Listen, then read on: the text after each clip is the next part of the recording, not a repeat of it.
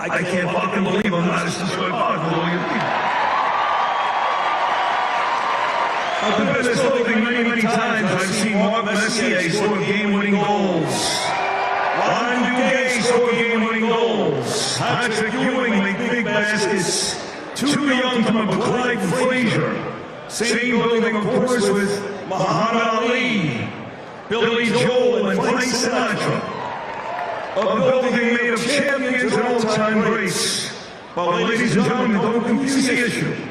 The greatest champion of all will be backstage in about an hour.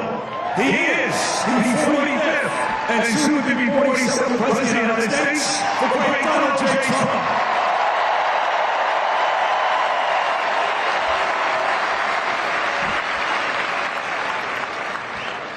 So, I just got back from Israel about 2 weeks ago.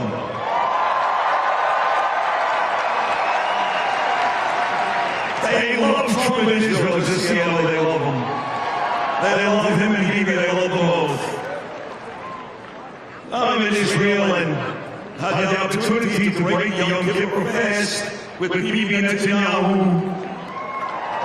What an amazing night that was. Crying with Israelis in the streets, they listen to me from Jerusalem. They wait, it's like, oh, you listen to me, all of you. I get back and they go, Sid, you want to speak at this MSG thing? I go, sure. I had a character for me to speak at a Nazi rally. I was just in Israel, but I took the gig. She is some sick bastard, that Hillary Clinton, huh? What a sick son of a bitch. The whole fucking party, bunches of degenerates, low-life Jew haters and low-lives. Every one of them. Every one of them. Look at my city. Look at my city. Yes, this building is beautiful. You're all beautiful. Look at you. But you can't walk outside past about 10 o'clock at night here. If you're a pretty woman like my beautiful wife Danielle out there somewhere, you get punched across the face. Just for walking down the street. Who did that? Bill de Blasio, Eric Adams, shitty Democrat mayors. Andrew Cuomo, Kathy Hochul, shitty Democrat governor.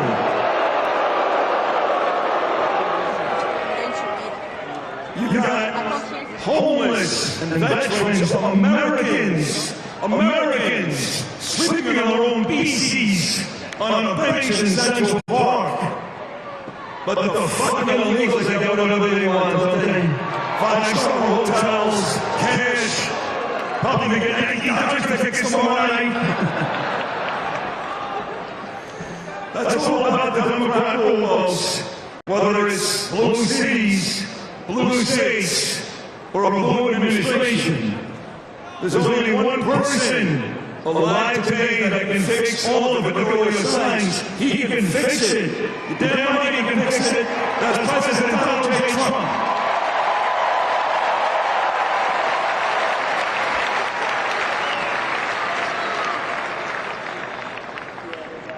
I said to my dad when I was a little kid, I was born in 1967 before John F. Kennedy was assassinated. I couldn't understand until Thurman Munson died why grown men cried in the streets over Kennedy. And then they shot my friend President Trump in Butler, Pennsylvania. And I sat there in my bed in Milwaukee, Wisconsin before the RNC, and I cried. I never knew what it meant to have a man like that scare the hell out of me. But as you see tonight already with those two speakers, and Muhammad Ali fought in this building, is there a greater fighter ever in the history of our country than the great Donald J. Trump?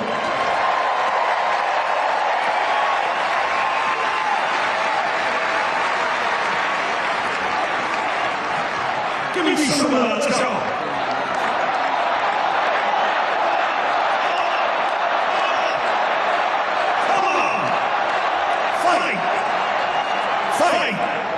Ladies and gentlemen, 9 days away.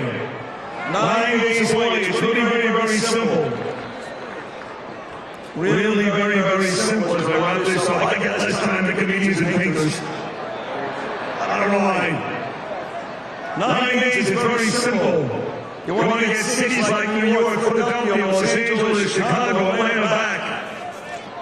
You want to get the great states like New York and California running like the United States used to run again. You want to get an administration that cares about the Jewish people, the American people, women, men, and so many other services. There's only one choice to make, and in 9 days, you fight, and you vote like your life depends upon it for our great president, President Donald J. Trump.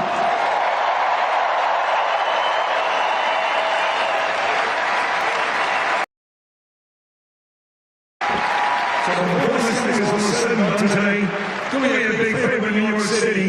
Show the world New York while we're still the greatest city in the world, and tear the fucking roof of this place.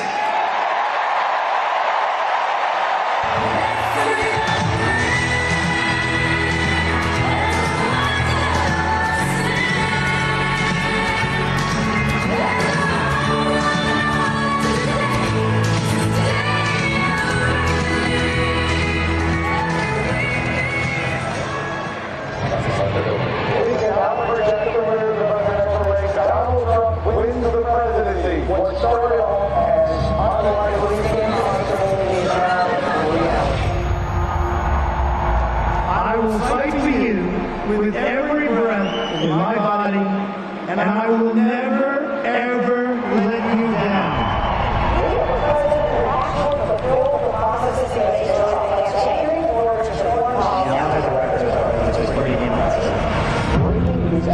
The FBI has executed an unprecedented search warrant. President Donald Trump has both sides of the political aisle.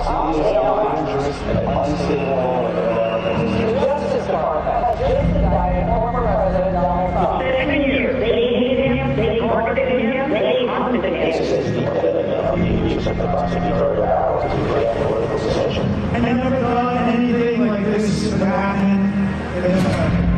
The only crime that I've committed is to fearlessly defend our nation from those who seek to destroy it. But the more that a broken system tells you that you're wrong, the more certain you should be that you must keep pushing ahead. They want to take away my freedom because I will never let them take away your freedom. They want to silence me because I will never let them silence you. They're not coming after me, they're coming after you, and I just happen to be standing in their way, and I will never be moving. On November 5th, 2024, justice will be done. We will take back our country, and we will make America great again. We will always rise to every challenge, and overcome every danger.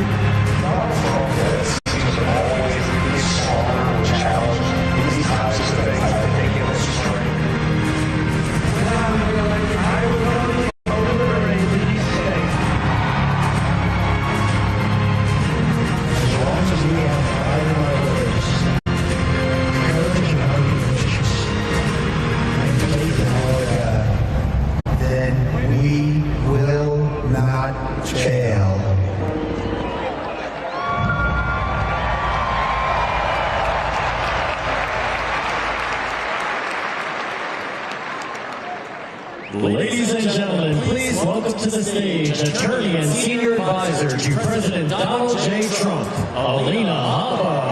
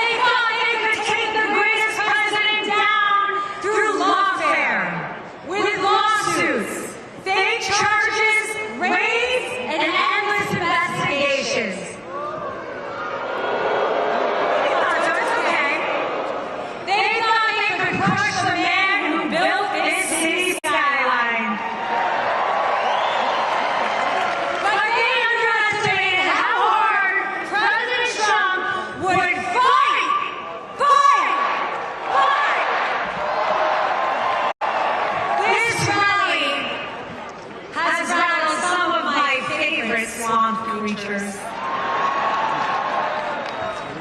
Hey guys. They're now scrambling and trying to call us Nazis and fascists. And claiming, and you know what they're claiming, guys? It's very scary. They're claiming we're going to go after them and try and put them in jail.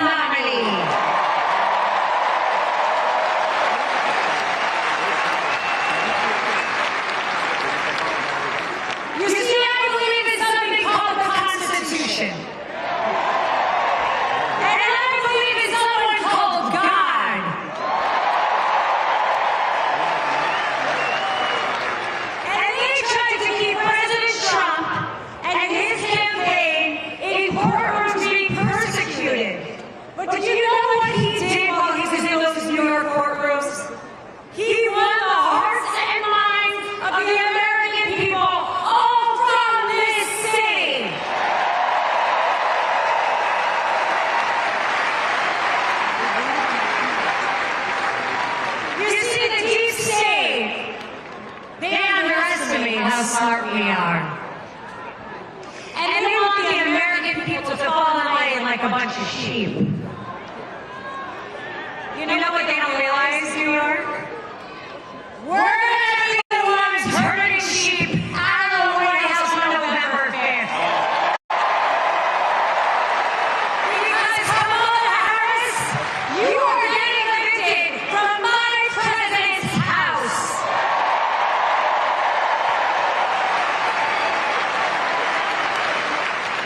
Let's not forget one thing. Kamala said she wouldn't change a damn thing. And look, it's okay. She must be proud of her record. She's got a lot of them. Record inflation, record crime, and record boarding crossings with over 325,000 children who are being sex trafficked, murdered, and missing. Those are the records you hold, Kamala.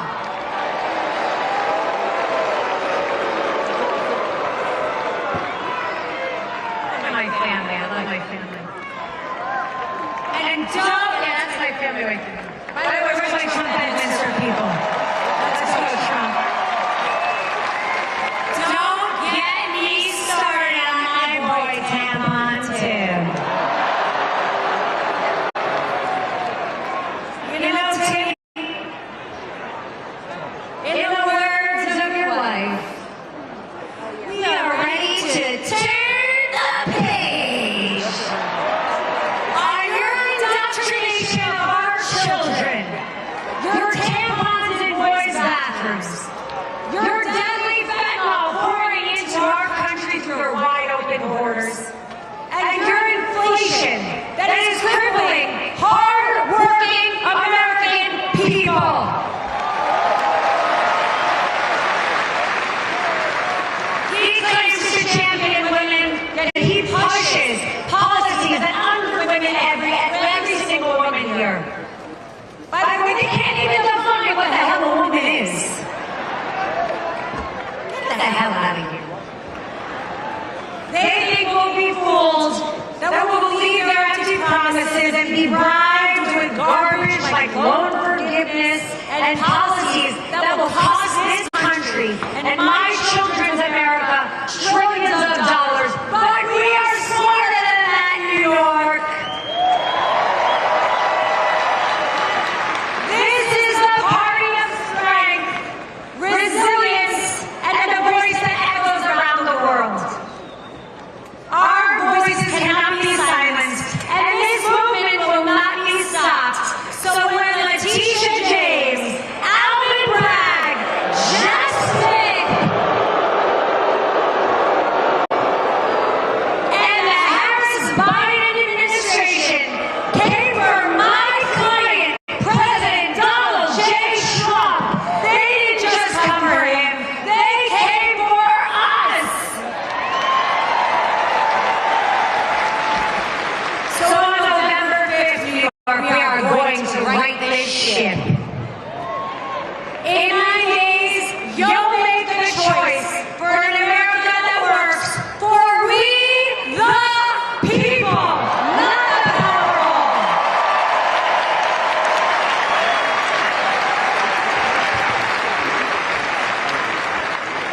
So, Nancy, it's time to sell your stocks.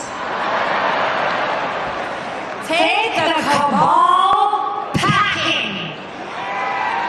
The Clintons and Obamas can get out of our White House because America has had enough with you all. Bye now.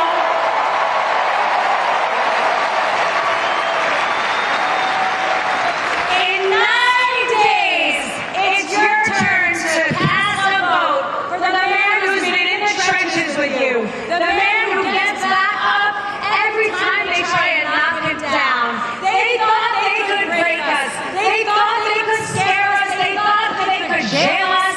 And they thought they could kill him. But they don't know. What doesn't break you makes you stronger. New York, let's show them what we're made of. Let's take this all the way to the ballot box. Let's stand tall for our president, for our city, and for our nation. Because New York, we don't just survive, we thrive.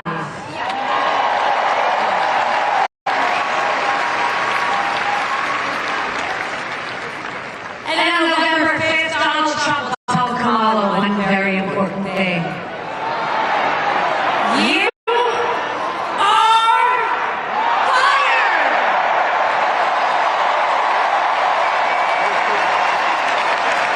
I'll see you at the polls. Let's make history together. God bless New York. God bless the USA. And God bless the greatest president this country's ever seen. President Donald J. Trump.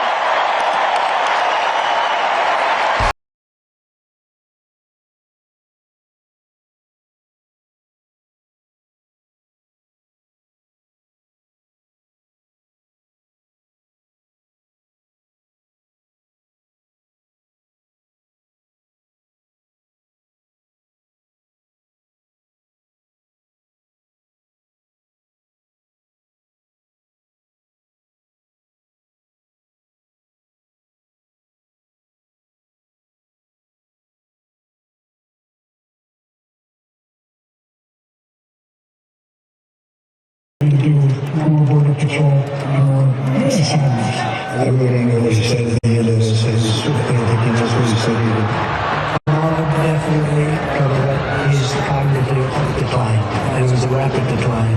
When Joe Biden and Kamala Harris came into office, they inherited peace and prosperity. All they had to do was nothing. Just not screw it up. I am radical. I do believe that we need to get radical. We went from state streets to record crime. Are you for defunding the police? How are you defining defund police? We went from $2 gas to $4 gas. Would you get off early? Yes. There's no question I'm in favor of banning crack. We went from stable prices to record inflation. They are killing us without killing us.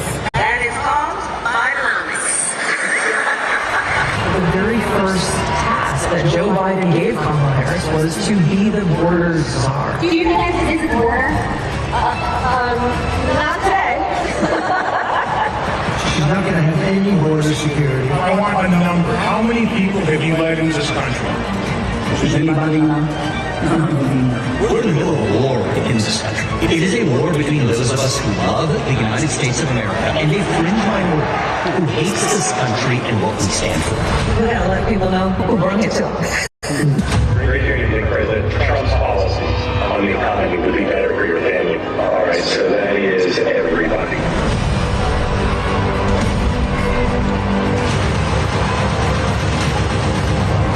The chaotic and deadly U.S. evacuation from Afghanistan stunned Americans and the world. Afghanistan, yes. Were you the last person in the room? Yes.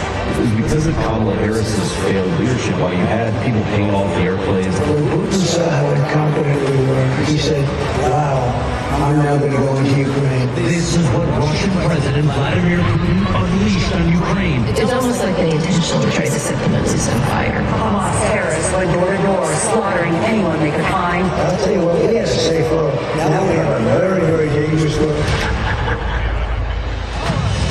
We're going to get rid of these people that have destroyed our country. He's doing this for one reason and one reason alone. It is a rescue mission for the American dream. Trump's rescue mission, saving America. This is a rescue mission. We're going to make America great again, greater than ever before.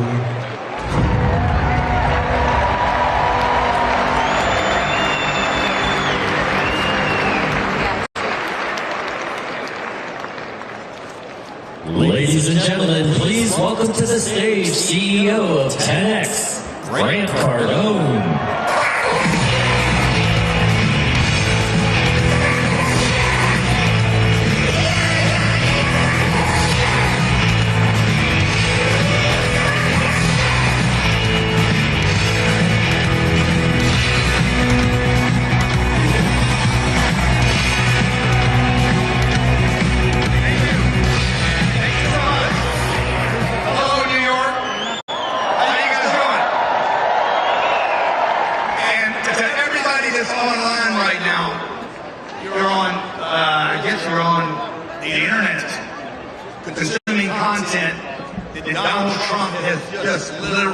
Taking control of the internet the last 5 days here to finish. And that's where this game will be won. My name's Grant Cardone. I'm an educator, small business owner, and a real estate investor. And in February of this year, I came to this great city to make a real estate investment.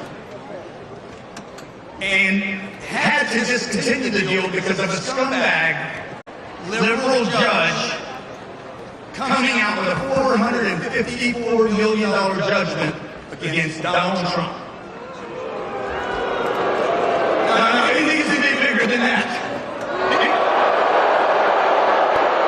Because folks, here's the deal. I'm telling my wife I have to cancel these deals. She says, why? I said, because if they can do this to a former president, a man that lived in this city, that built this skyline, what can they do to me? What will they do to you? This one decision, by the way, will cost this city, the city of New York, hundreds of billions of dollars of lost tax revenues. Have you guys ever noticed?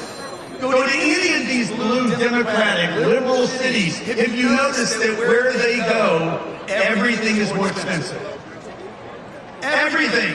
For instance, New York City, you have the highest rents in the country. You have the highest home prices in the country. You have the highest food prices, the highest transportation, and the most crime. And your politicians want more taxes, not less. This is insanity, folks. Okay? Why do the politicians in blue cities want to raise your taxes? Because they live off your taxes. This is how they get paid. And then that brings me to Timmy. Timmy and Kamala. No, it's bigger than that. Come on. They're going to ruin this country, folks. You guys need to get angry right now. The country's pissed. And I'm not here to invalidate them. The whole world can see their incompetence. They're complete tools of the elites. They're mere puppets. That's right, puppets. And a little common sense. Who's got a little common sense in the room? Just a little bit. And literally the math of a 5-year-old tells you that their policies don't add up. Common sense. For one, she wants to add 87,000 employees to the IRS. For what, 800 billionaires?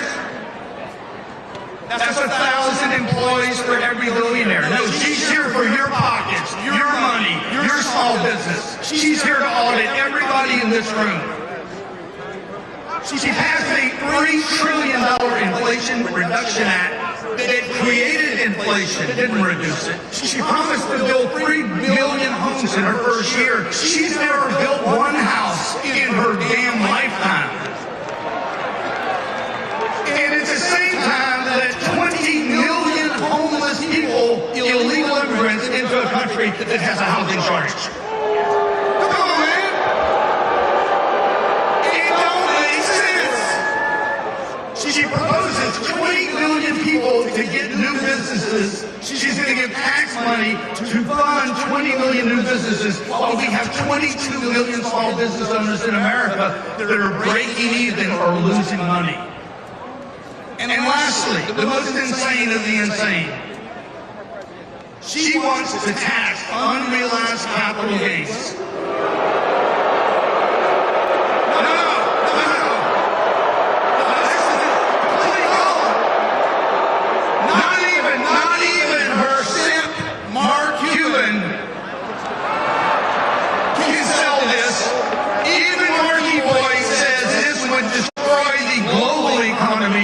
USA down with it.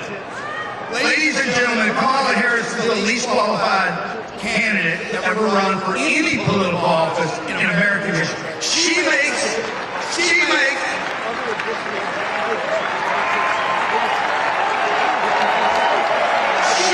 her boss look competent.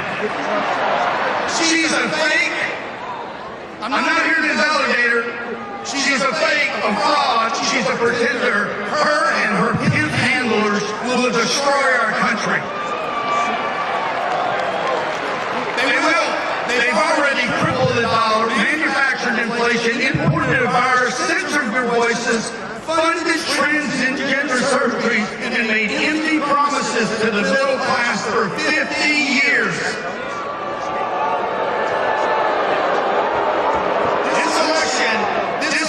Has to be more than a victory, it needs to be a landslide.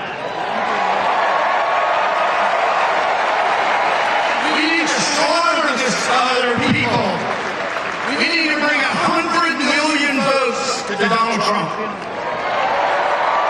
Not 74, not 81, 100 million votes. Can you do it?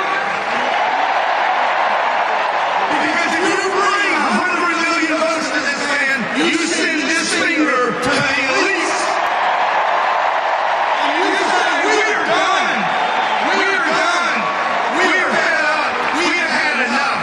He's given everything. He's given everything. It's us in this room now that need to give the rest. We have to give everything for 9 days. Okay? That's not just coming to rallies. It's about putting a sign in your yard, a sticker on your car. It's about donating money. You gotta give, folks, today while you're here, everyone, $5, $10, $25. These elections cost money. If you do that, invest in this election, you will go down as a contributor that will make history. We will be in the history books 100 years from now. They will say in 2024, something happened in America. Something happened, a phenomenon. And it was galvanized around a bunch of people called MAGA. The MAGA people! The MAGAs! That's right, the MAGA! They will say it galvanized around people called MAGA and a man named Donald J. Trump. Thank you.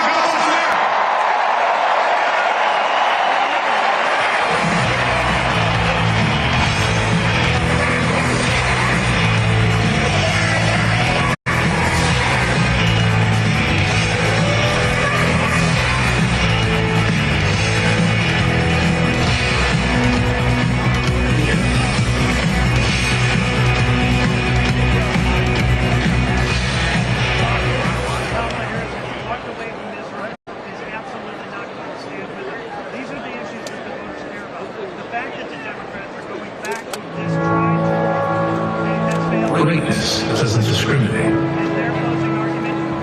It doesn't see where you're from, what you look like, or who you know. Greatness is for those who work for it, for those who keep moving forward. Greatness is for anyone willing to fight for it.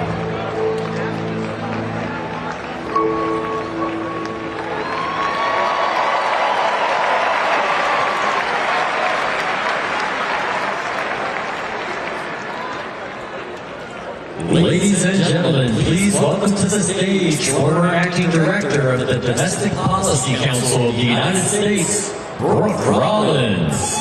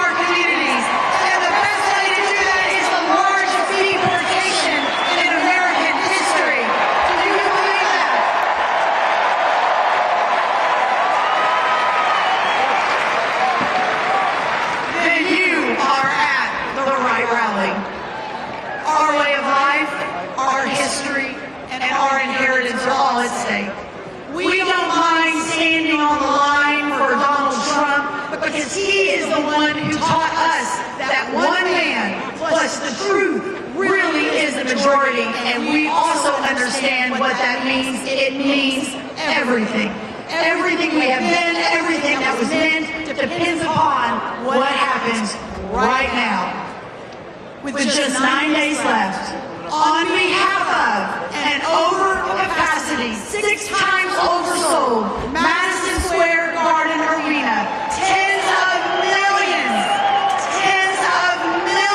of grateful, patriotic Americans across this country, hundreds of millions of people across the world. I close today with this message to my friend, my mentor,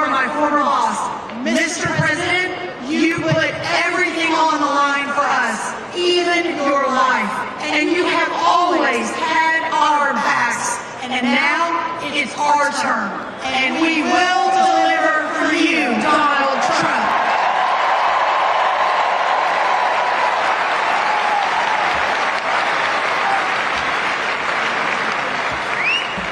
My friends, we are going to win, and when Donald J. Trump wins, America will win. Now let's go get our country back. God bless you, God bless America, and God bless Donald J. Trump. Thank you all so very much. Thank you.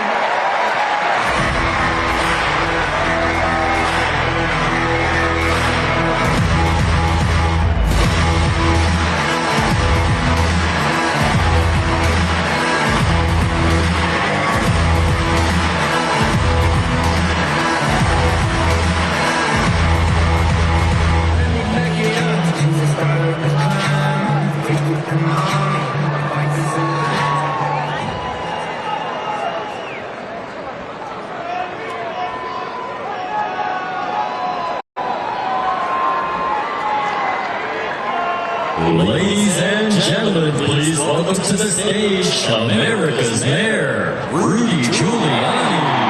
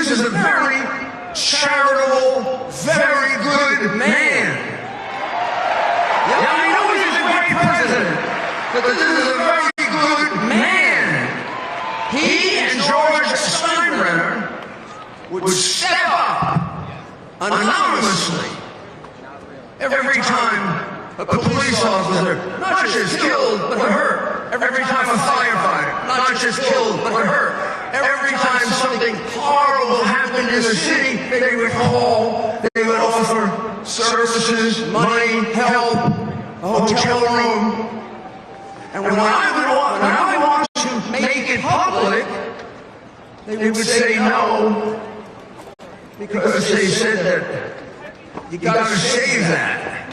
The credit he gets for that, he gets from God.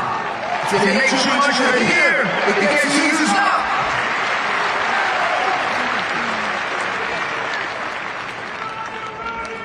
As the mayor,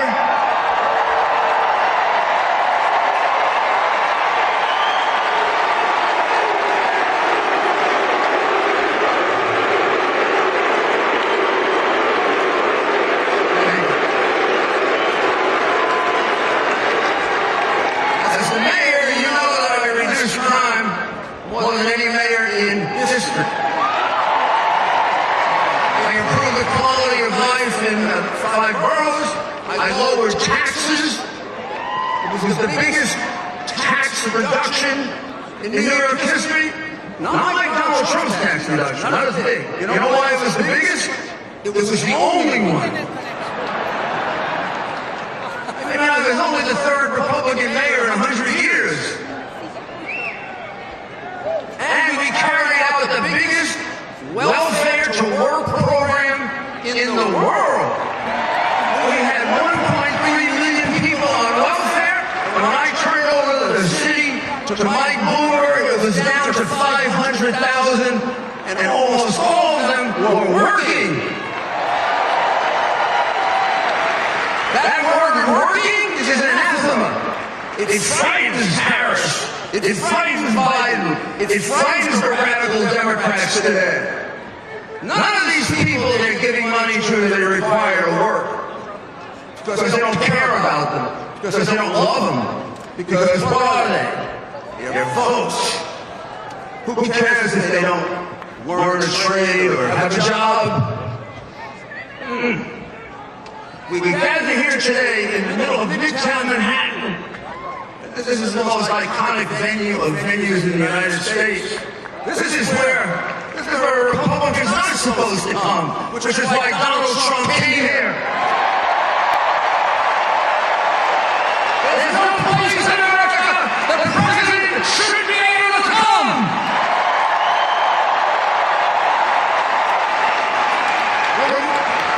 Remember New Palestine? Remember New Palestine when they had their subway derailment? Place was horrible. People are still dying. He went there. I went there. I did my television show from there. It took Biden a year to go there because those people are deplorables.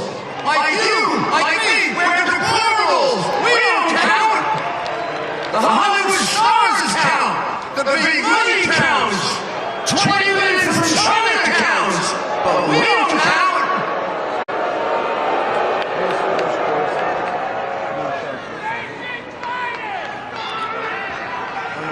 Just 4 miles from here. Just 4 miles from here, we got the worst terrorist attack in the history of our country. I'll never forget that through all the pain and misery, we came together. Places of worship, hundreds of funerals, praying to God. What's happened to God? We don't pray to him anymore. We're not allowed to. We don't bring God back. We don't come back.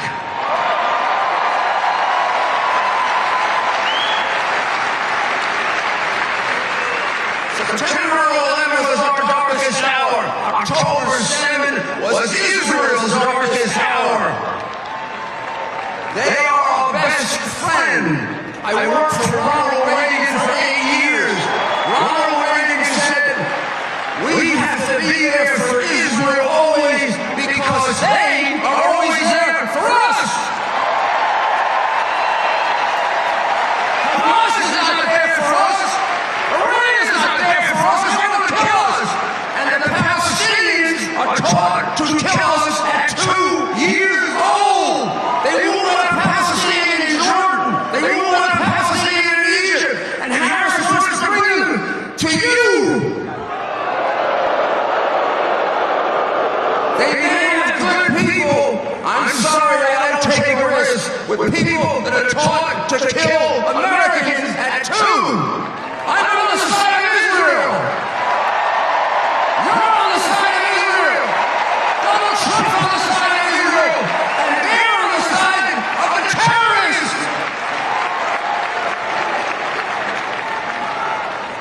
I think President Trump grew up here.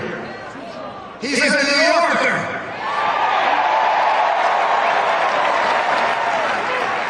That's why some people get a little annoyed at him. He speaks his mind.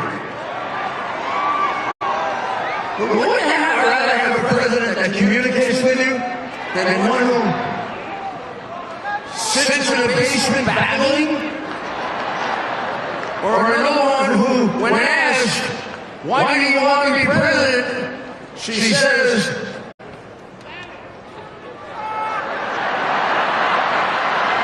my mother was from the middle class.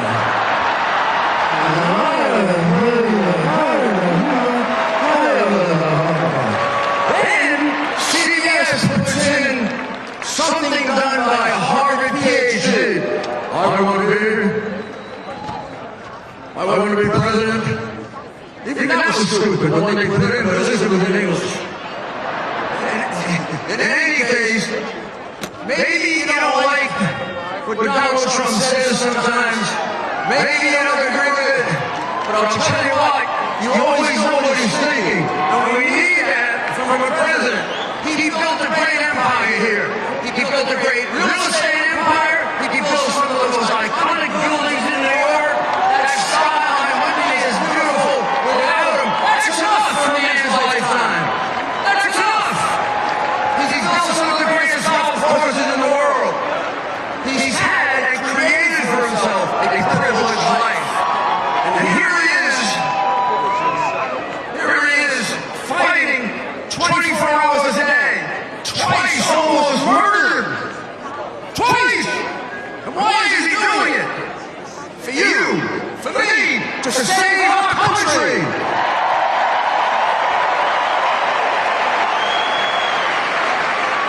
He saw that we were on the path of destruction and he couldn't sit by.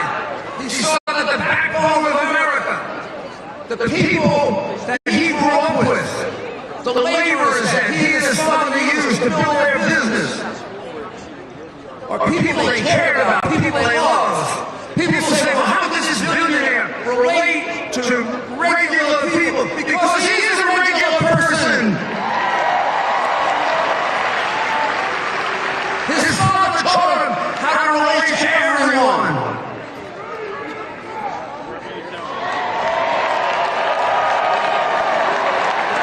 I owe him $10. Now they can try everything, right?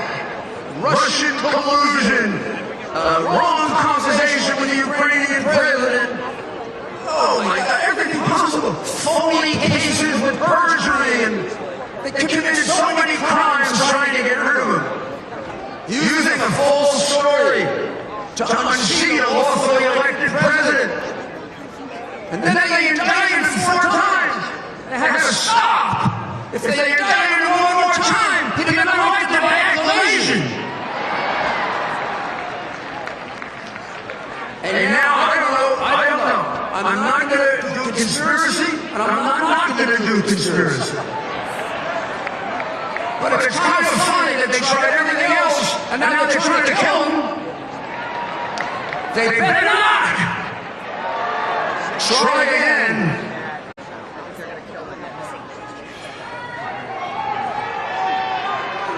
Donald Trump answered the question without a doubt as to who can lead us out of this morass of socialism, fascism, and communism that the Biden regime has put it in. He answered it, in so many speeches and so many rallies, and in the great work that he did as president 4 years ago. I don't have to ask you, are you better off now than you were 4 years ago? There are a few people in a nut house who think they are. Otherwise, we all know things cost more. Donald Trump gave them a world at peace. They're giving us a world at war.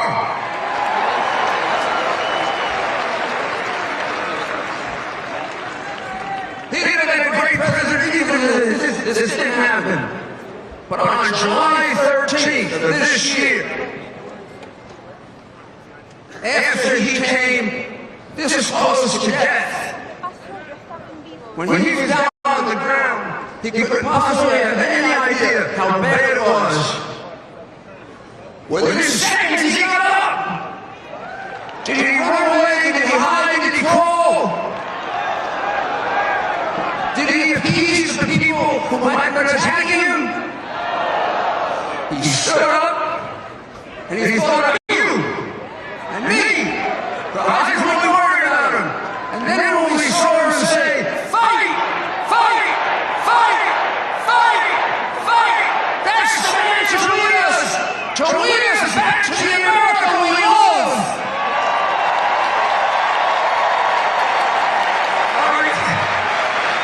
You know, Thomas Jefferson and Abraham Lincoln believed that every American, because this isn't just Donald Trump, you gotta do it. Every American should take an oath to make this country better than it was handed to him or her. If I died now, I would break that oath. Because America is not better today than it was when it was handed to me, or than it was 4 years ago. But in a few weeks, we get a chance to change that. I want every one of you right now, every single one of you, to say yes. When I say this, do you swear to make America better and greater by voting for Donald Trump and JD Vance? Now go do it! Fight!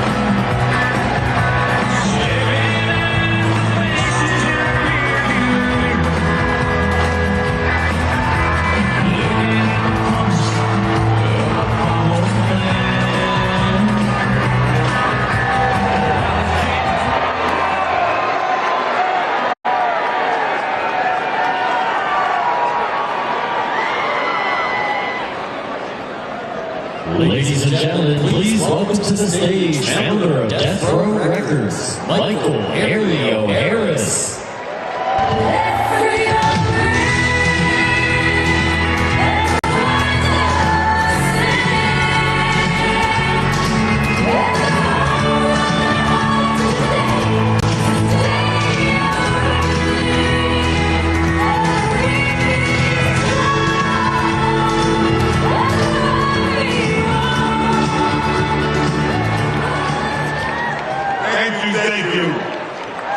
Thank you.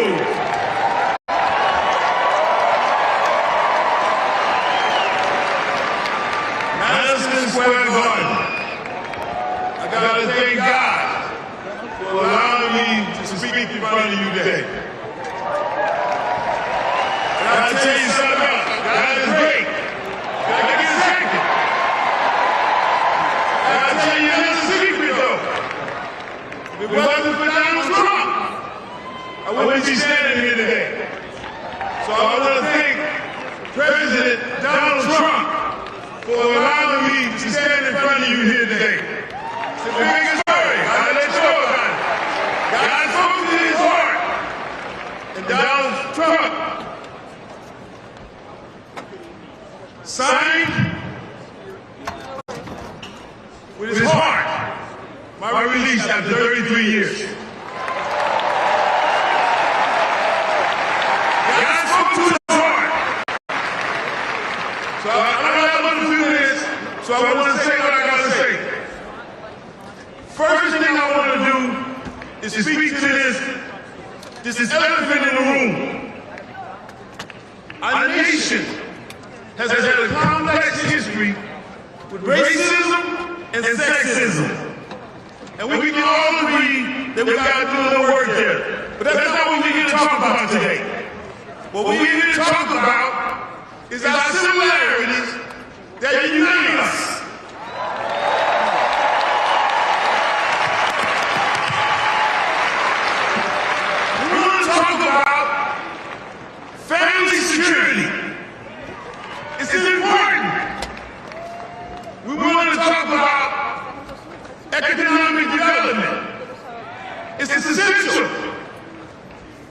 We want to talk about education for our children. It matters. It matters. For example, Kamala Harris talks about an opportunity agenda for black men, but there is no opportunity unless you have the foundation that starts with a strong education. And we cannot allow our children's zip code to dictate the opportunities for our children's future.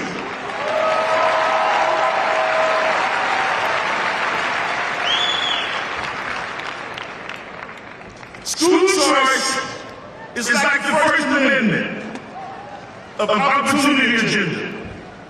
The rest of the Constitution can't work if you don't have the right enshrined in the First Amendment.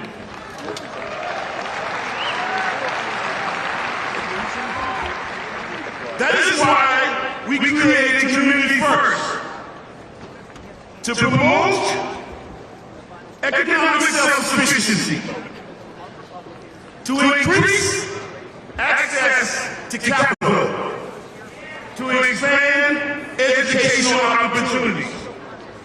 And in order to do this, we need a commander-in-chief that has the ability to bridge the gap with government, business, private sector, and our communities.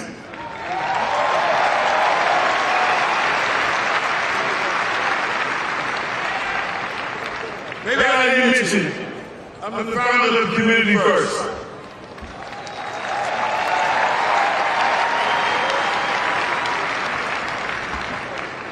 President Donald Trump has committed to working with Community First when he's back in office.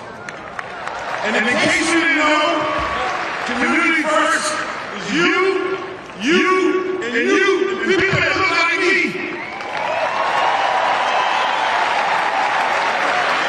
So Community First endorses Donald J. Trump to be the 47th President of the United States of America.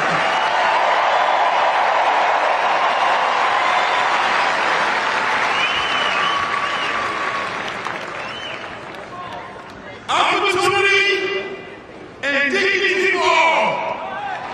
That's what we get with Donald Trump. The President of the United States. we know that's what he's going to be. So I'm not the only one that knows that, right? I think the world needs to hear us say, we want a real commander-in-chief in office to represent all of our communities. I love you. Thank you.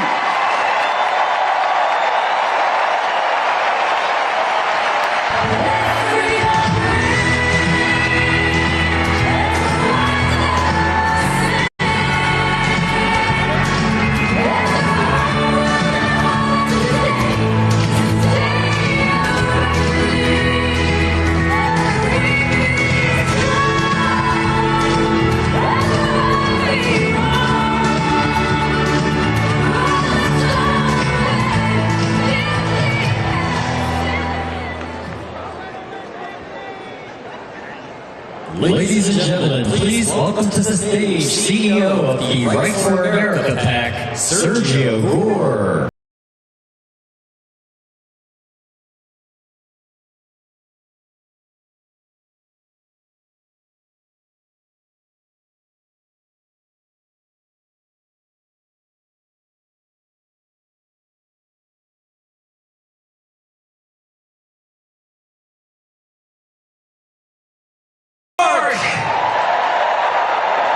Are you ready to make history in 9 days?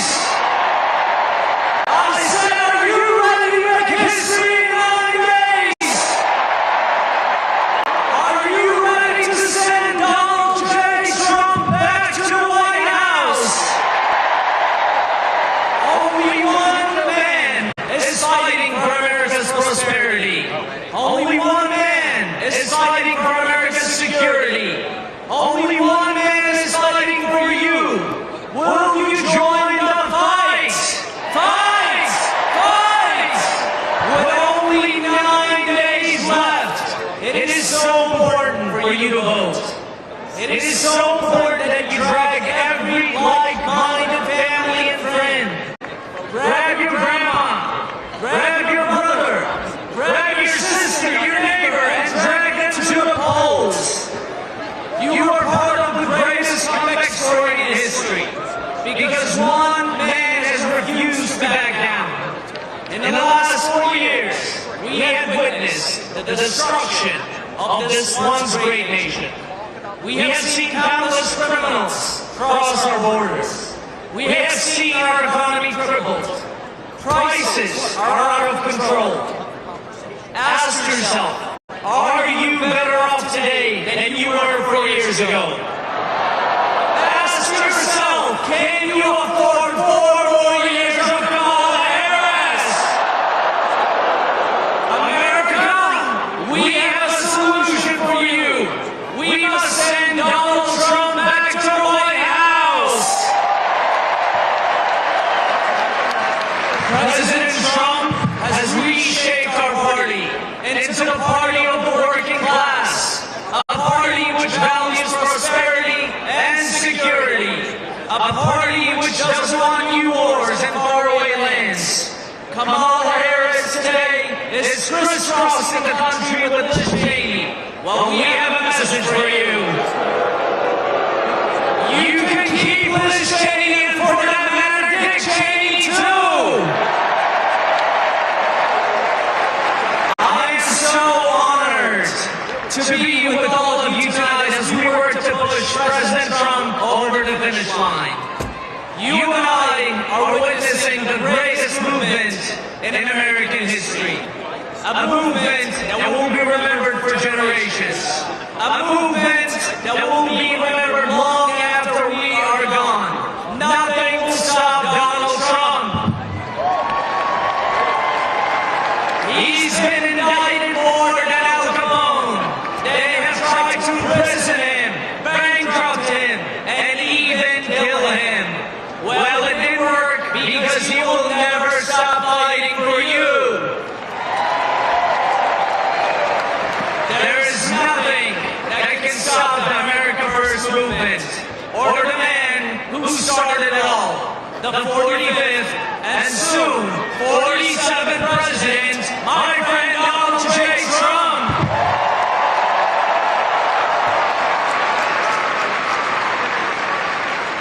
And if we do our job, we will be watching the CNN meltdown on November 5th. As Wolf Blitzer announces, Donald J. Trump has been elected the 47th president of the United States. Thank you, and onwards to victory.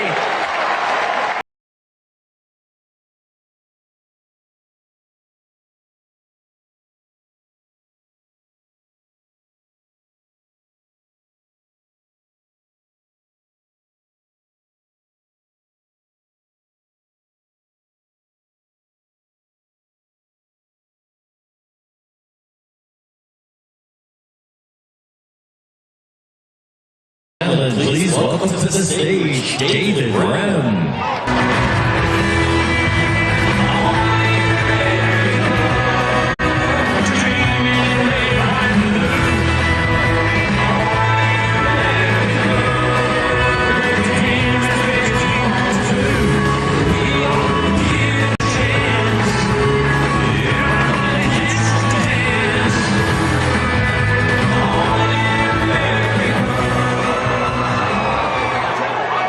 Thank you. On November 20th, 1974, my father suffered a massive heart attack and died. I went to this few foreign schools, the same schools as our President Trump attended. 3 days after my father's burial, there was a knock on the door. One school morning, about 7 a.m. I answered the door. There was a very distinguished gentleman standing in front of me, and he said when I opened the door, "Kid, call your mom down, please." I called upstairs for my mom, there's a guy here, please come down. And she came down. And he said to her, "I'm very sorry to hear about Trump's death. I'm Fred Trump, Donald's father." And my mom said, "Yes, I know Donald Trump went to New Forest School." He said, "Yes, Mrs. Rem, but what you probably don't know is that I'm still on the board of trustees. And then this morning, I let Phil Rogers, who's the headmaster at the Q Forest School, know that from this day forward, I, Fred Trump, out of my own pocket, is going to be paying for your 3 children's tuition at Q Forest. Because I don't want kids to have to go back into the public school system.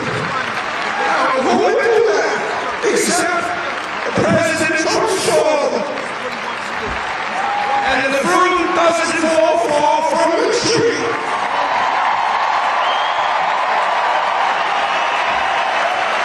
Can you imagine Kamala Harris performing a random, kind, generous act like that? Never, never, ever. In fact, she is the devil who was screaming that out. She is the Antichrist. At her rally last week, she said that Jesus Christ followers are not welcome at my rally. She should go down the block to President Trump's rally. Let me say this, and maybe I'm speaking for the president and I shouldn't, but I think that President Trump loves Jesus' followers at his rally.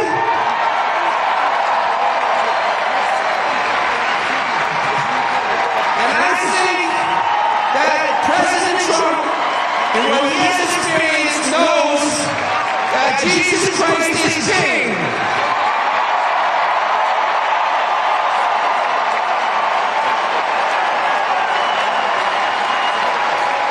I was a victim of a violent, armed with a gun carjacking. And I'm lucky to be standing here. If it wasn't for this man, Jesus Christ, I wouldn't be standing here. The man that we have here in New York, Eric Adams, is a disaster. I once called out Bill de Blasio. This man is worse than Bill de Blasio and David Dinkins combined. I just want to say this. The cross that I'm holding is the cross that my mother Beatrice Brown used to hold in the air when she prayed at night every night for Donald Trump and his family. Because we knew 3 years ago that his life was going to be attempted to kill. Because they don't want to face Donald Trump at the ballot box. So they'll do anything they can. And President Young, and I just want to wrap this up, and I just want to tell President Trump that I'm fluent in Spanish and I will follow you to the swing states and I will speak in Spanish to the Latino voters and I will make a difference. Donald, you need the Latino voters. The Latino voters will switch this election in your favor. And I just want to drop an announcement here. I decided I'm going to make a run for mayor of New York City. Please go to David Rem, DAVIDREM for mayor. And I just want to say that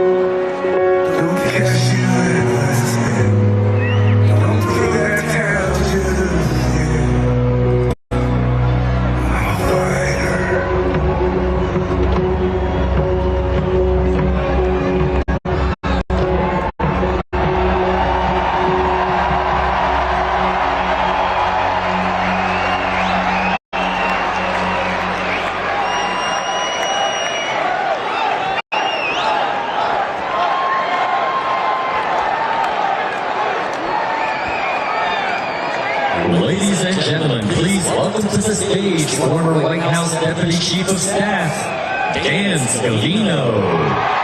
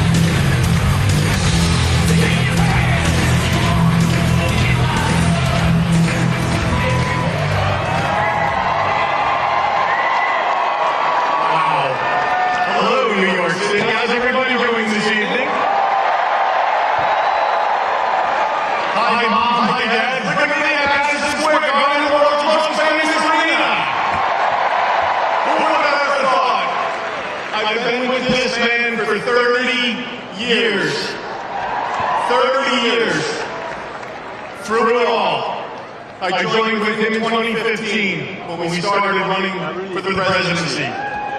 When nobody said we had a shot. When we were a joke.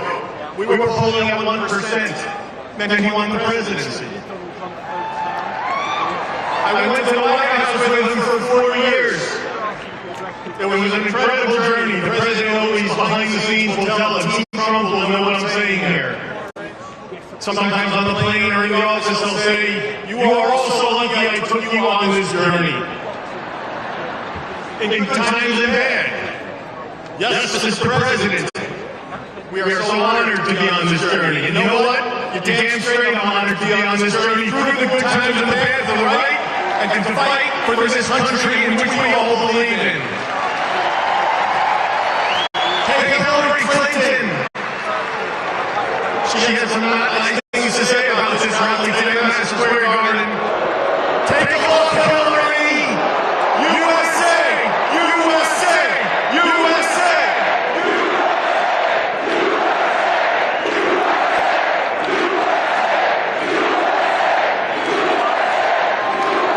This has been the journey of a lifetime, the last 9 years. That's absolutely incredible. Guess what? We got 9 days. 9 days till we go to the polls and we vote for Donald J. Trump to be the 47th president of the United States of America. And it's going to happen, but you all need to get out and vote, vote, vote, and fight, fight, fight to stay strong with the president on each and everybody in this arena. Quick story, Butler, Pennsylvania, an attempted assassination. We went to the hospital. I'm going to give you a behind the scenes with the president. We go to the hospital, shot in the ear, the entire world was watching on TV. He's in his hospital room, asking how things are going. I showed him that iconic photo of him raising his fist. And said, sir, this is the most iconic photo I think in the history of not only politics but of all time. He stared at the photo. I told him it was from Doug Mills. You're our photographer, great photographer. The president's reaction was, how is Doug? Is Doug okay? Reach out to Doug. See how he's doing. Of which I did when we were in the hospital. Everything he had going on, just shot in the damn head.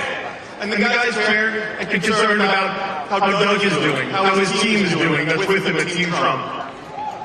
The behind-the-scenes moments are things, I could go, honestly, I could go 10 hours here and tell you stories, but I only have about 31 seconds left, so I will wrap it up. You've got a fighter behind the scenes and out in public. The guy loves the United States of America. He's working 24 hours a day, 7 days a week, campaigning, running all over the country. Loves this country. He's a patriot. We're all patriots. I cannot believe looking at this Madison Square Garden and just seeing it's packed to the brim. There must be 20,000 plus people. Love my family.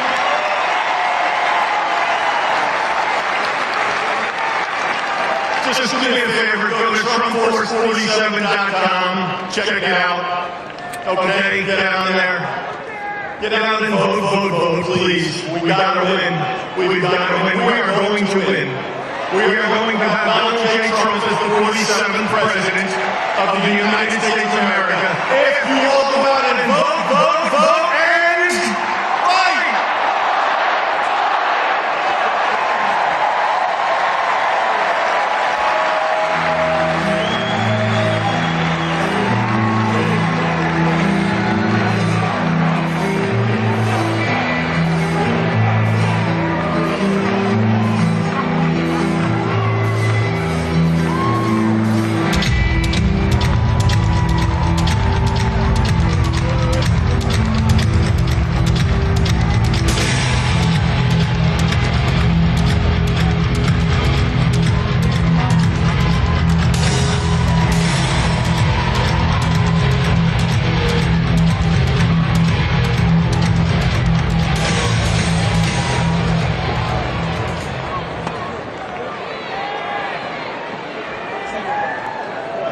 Ladies and gentlemen, please welcome to the stage Senior Advisor for President Donald J. Trump, Stephen Miller.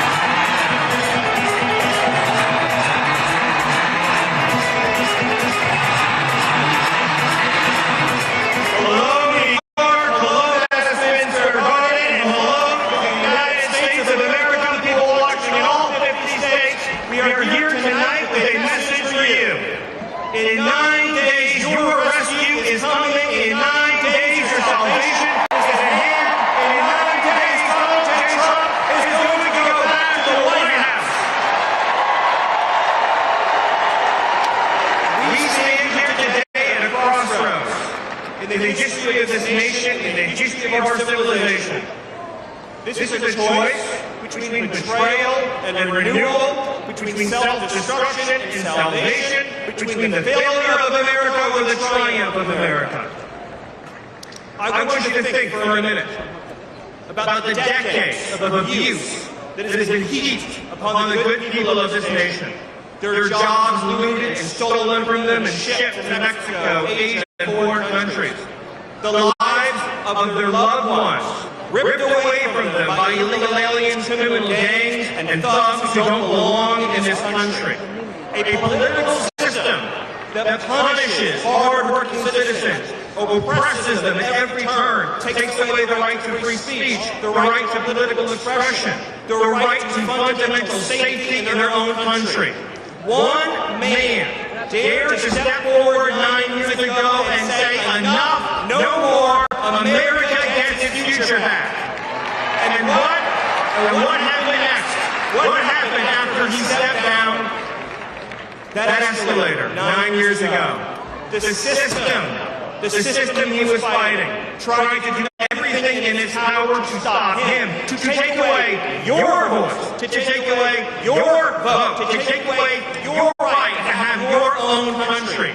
They lied, they defamed, they smeared, one witch hunt after another, one hoax after another, one betrayal after another, lie after lie, slander after slander, libel after libel, lawsuit after lawsuit. They tried to jail him, they tried to bankrupt him, they tried to imprison him, and they even tried to take his life, not one, but 2 assassination attempts.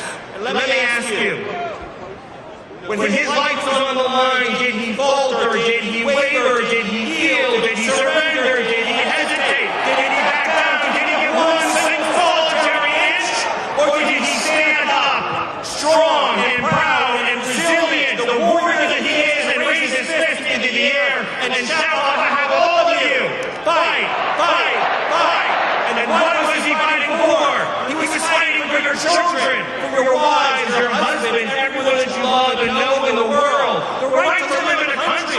where criminal gangs cannot just cross our border and rape and murder with impunity. Think about how corrupt and hateful and evil a system is that allows gangs to come into this country and rape and murder little girls. I'm not just saying that. You read the story. It happens every day. You read one of these heartbreaking headlines. Who's going to stand up for our daughters? Who's going to stand up for the girls of America, the women of America, the families of America? Who's going to stand up and say the cartels are gone, the criminal miners are gone, the gangs are gone, America is for Americans and Americans only? One man, and that man, ladies and gentlemen, that man took a bullet for you, he took a bullet for democracy, and all we're asking in return, is for 9 days, for 9 short, precious days. You have to vote, vote, vote. Vote for freedom, vote for liberty, vote for sovereignty, vote for your children, vote for your families, vote for the right of free speech, the right to the Second Amendment, vote for the right to have a secure sovereign border, and for the right to have a government that puts American citizens ahead of illegal aliens. With your votes, you can smash this broken establishment. With your votes, you can end the corruption and graft. And with your votes, you can deliver the future to your children that they so dearly deserve. So I'll end with this thought. Each and every one of you has been loyal to your country. You have loved your country. You follow the rules. You paid your taxes. You did everything right. And the system just keeps beating you down, beating you down, and beating you down. And I say to you, are you going to let that system win? Are you going to surrender? Or are you going to follow the example of President Donald J. Trump and fight to the finish and save this nation, save this country, save this civilization, and save this glorious republic? Thank you, New York. God bless you. God bless New York. And God bless America.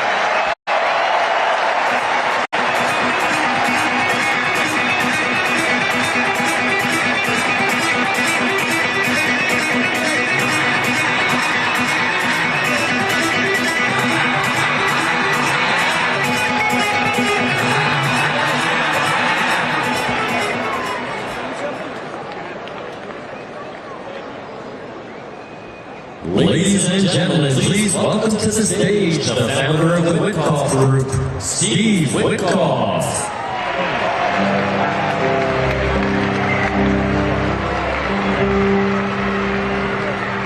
Oh, I wish I was in a land of country. Oh, down there,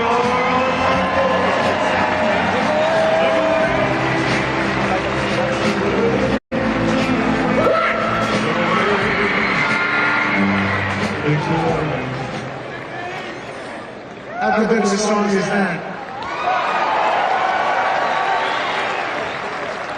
Reminds me of the president, his truth is marching on. Good evening, New York, and good evening to a special 6-year-old, Ivy Finley. It's a privilege to be here with all of you tonight, right in the heart of the city that means so much to me. This city shaped who I am, helped me to build my business, and gave me my roots. But I'll tell you, this is not the New York I grew up in. Our city has drifted away from what it once was, but if there's one man who can restore it to his greatness, it is my dear friend, President Donald J. Trump.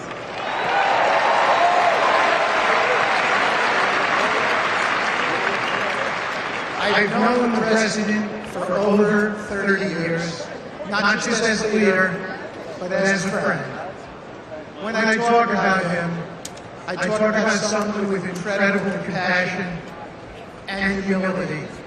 He cares deeply about people, even when the camera is not rolling.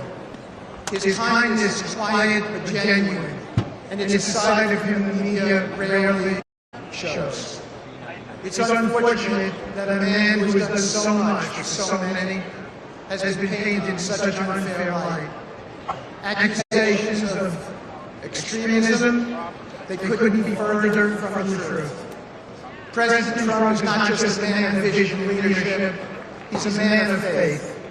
He respects all faiths and has always stood for religious freedom.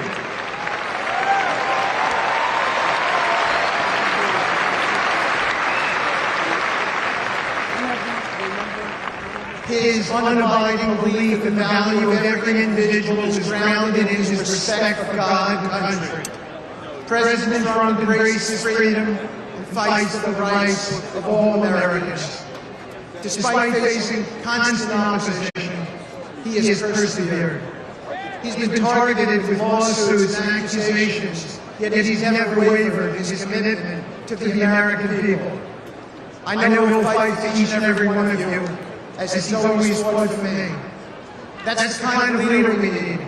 Someone who never backs down when things get tough, but keeps pushing forward for what's right. In a world that often feels uncertain, President Trump offers each of us clarity. His policies are rooted in common sense. He understands the importance of strength, both at home and abroad, and leads with courage. New York deserves someone who's ready to fight for it, as the country does. We need President Trump's leadership to bring back the city we all love. Now let me leave you with a quote from one of my favorite presidents, Ronald Reagan, who said, "Freedom is never more than one generation away from extinction. We didn't pass it to our children in the bloodstream. It must be fought for, it must be protected, and handed on for them to do the same." While Reagan was an extraordinary president, there is no doubt in my mind that President Donald J. Trump is the greatest leader and president this nation has ever seen.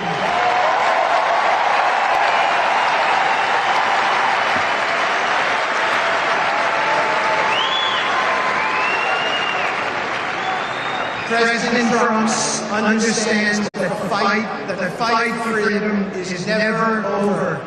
If we fight for him, my fellow Americans, we can restore New York, restore this country, secure the future of this great nation for generations to come. Thank you. God bless you. God bless the Trump family, and God bless the United States of America.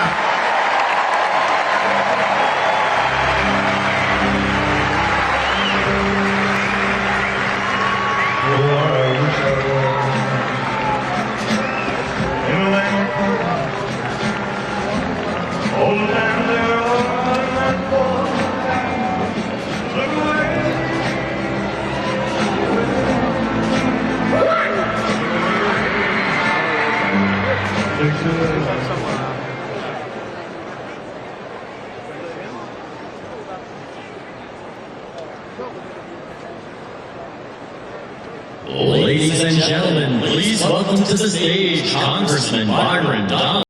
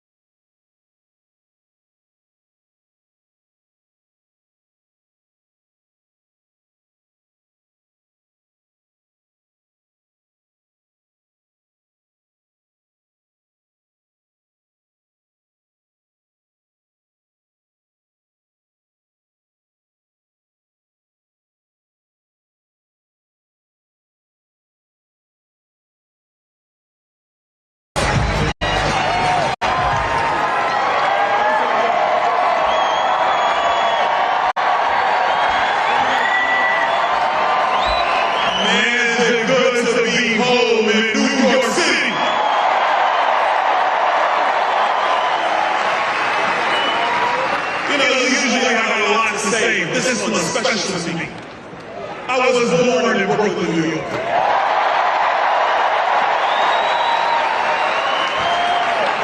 In New York, we refer to MSG as the Mecca.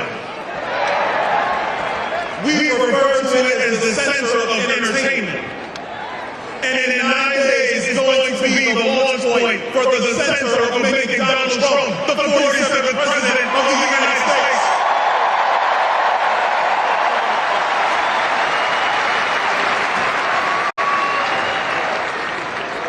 I don't even want to talk about Trump.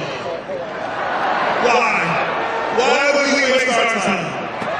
She doesn't even want to talk about herself. She tells us she grew up in a middle-class family. But I don't care.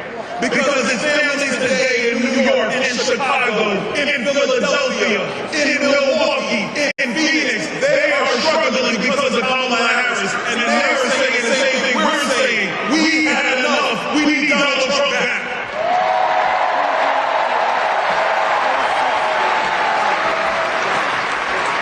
She broke the border. She broke the border and doesn't even have the guts to tell you the truth. But that's okay, because the next president of the United States, he's going to fix the border because he did it once and he's going to do it again.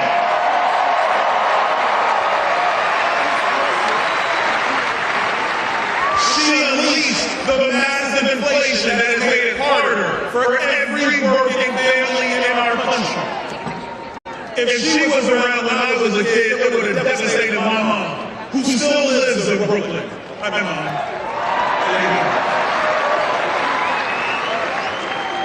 And you think she has the answer to the people who are trying to find ways to get ahead? No, she doesn't. Nothing but word salad. I kind of like salad. Everybody should have some salad. It's good for you. But this word salad mess is demented. It is meant to make you think that she's smart and you're somehow dumb. But the truth of the matter is, the common sense of the American people is what is needed today, and that will be brought by Donald J. Trump.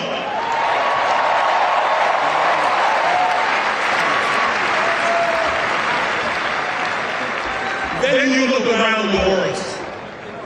Look around the world. She said she was the last person in the room after that disastrous withdrawal from Afghanistan.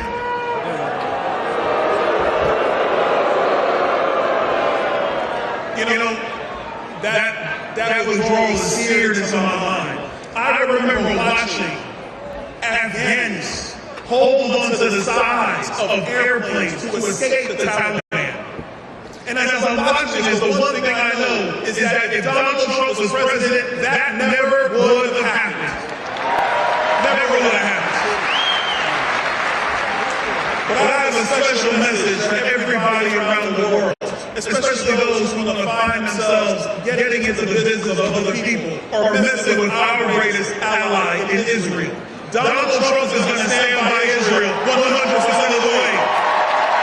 100% of the way. And Donald Trump is going to get us out of these wars because he did it once and he's going to do it again. But the last thing we're going to fix, and this is a big one. You see, I got 3 kids. They're all boys. And I'll be damned if you're going to have some school tell my boys that they can now be girls.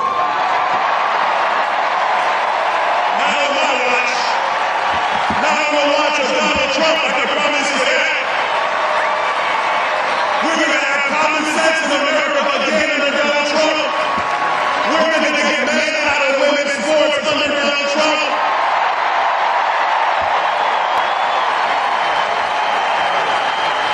America will take its place again as the shining city on the hill, as the leader of the world, as the #1 nation, as the great experiment, because he's going to fix it once again together in New York and around America. We are going to make America great again. God bless you, New York.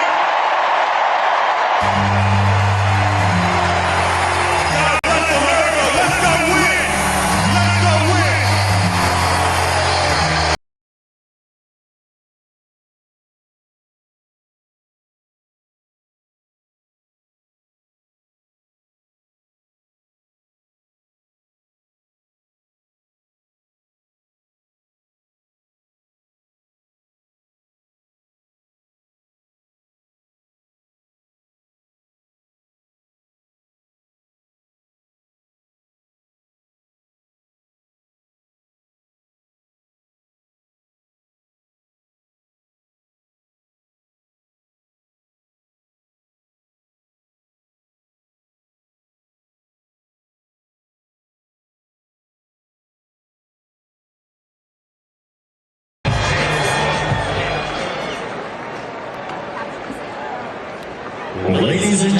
please welcome to the stage Chair of the House Republican Conference, Congresswoman Elise Stefanik.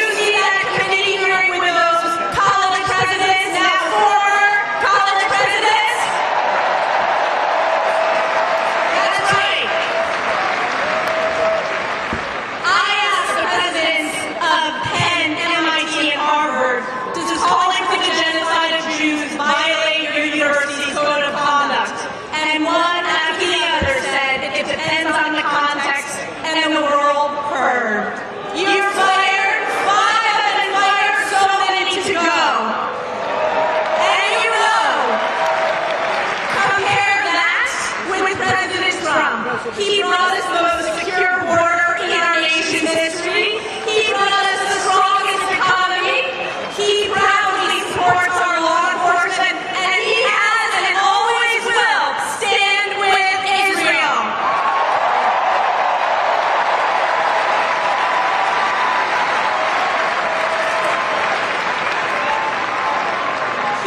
Donald J. Trump, has fought for us, the American people.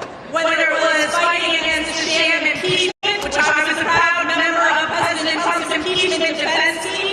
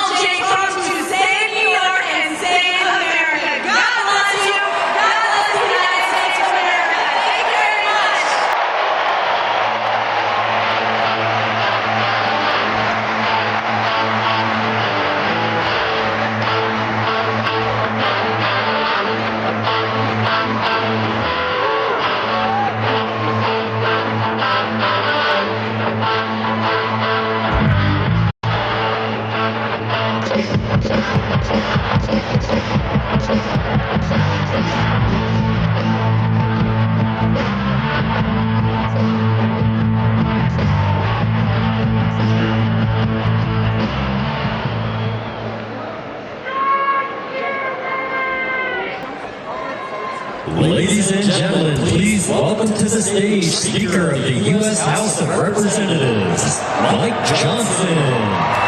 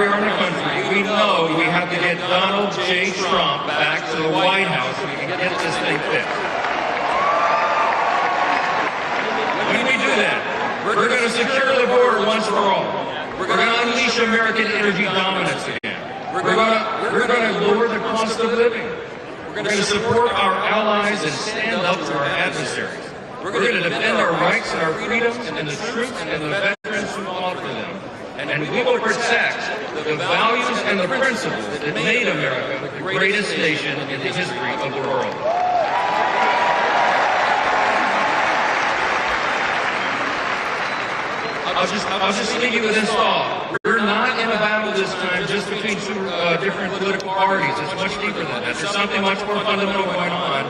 We're in a battle between two completely different visions for who we are as a nation and who we're going to be. We revere the founding principles. We revere our Judeo-Christian foundations. We revere individual freedom and limited government and the rule of law and peace through strength, fiscal responsibility, free markets, human dignity, secure borders. But the other team doesn't anymore, my friends. This is not your father's Democratic Party.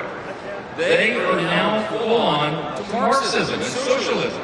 They don't envision for us to save the founding principles of the greatest nation in the history of the world. Instead, what they envision for us is that we would be some sort of European-style, Marxist, borderless utopia. We all know that's a dangerous fool's errand. You know what's going to happen in 9 days? The American people are going to let their voices be heard. We're going to take this country back.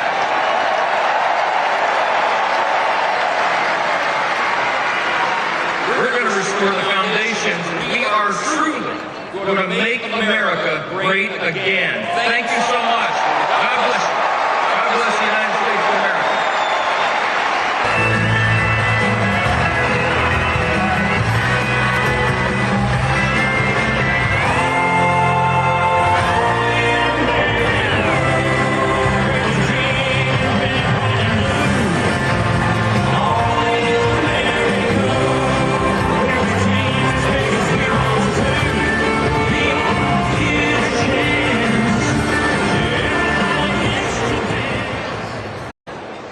Ladies and gentlemen, please welcome to the stage Vivek Ramaswamy.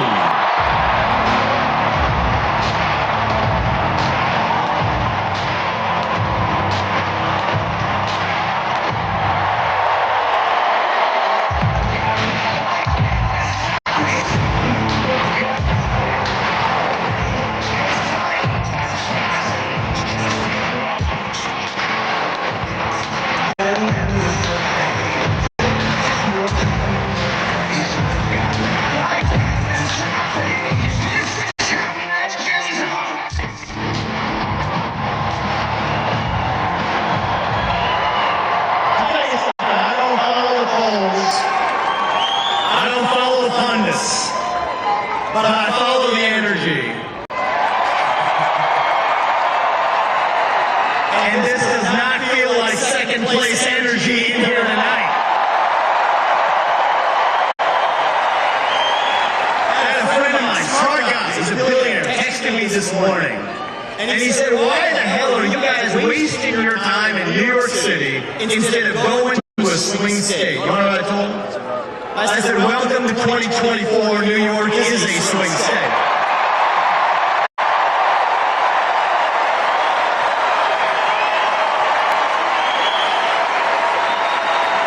I got a message from Kamala Harris tonight. We're feeling the joy in New York City tonight, aren't we? And the only celebration bigger than this one right now is going to be on the evening of November 5th, when we send Donald J. Trump back to the White House as your 42nd president and commander-in-chief. Now look around here, there's only one man who is going to be more happy than everybody else in this room when that happens, and that is going to be a man by the name of Joe Biden, actually. He is so pissed off about what they did. He's thinking about it, I'm going to say it. Identity politics never works in America. When you select somebody on the basis of their race and their gender, it always ends up being a disaster. And I'm actually talking about Tim Walz this time. It goes both ways. So listen up, guys. Last year I became the youngest person ever to run for U.S. president as a Republican.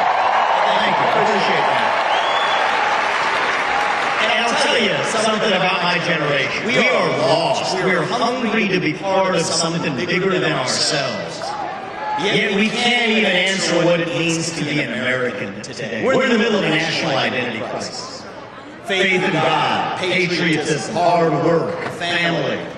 These things have disappeared. They were replaced by wokeism and transgenderism, climatism, COVIDism, depression, anxiety, fentanyl, suicide. These are symptoms of a deeper void of purpose and meaning in our country. And right now, we need to step up and fill that void with our own vision. Answer, what does it mean to be an American in the year 2024? It means we believe in the ideals of 1776. It means we believe in America. That the best person gets the job regardless of their skin color. That you get ahead in this country, not on the color of your skin, but on the content of your character,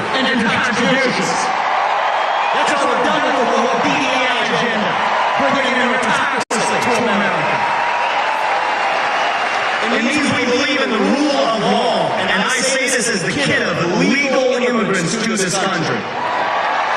That means your first act of entering this country cannot break the law. And that is why if we have the largest influx of illegals into this country in American history, we will have the largest mass deportation in American history. That is not racist or xenophobic. That is what it means to stand for the rule of law in the United States of America. It means we believe in self-governance, that the people we elect to run the government, for God's sake, ought to be the ones who actually run the government, not unlike the bureaucrats in the deep state that are running the show today. So you want another mass deportation? Let's get 3 million federal bureaucrats out of the D.C. bureaucracy. That's the mass deportation that's in the country.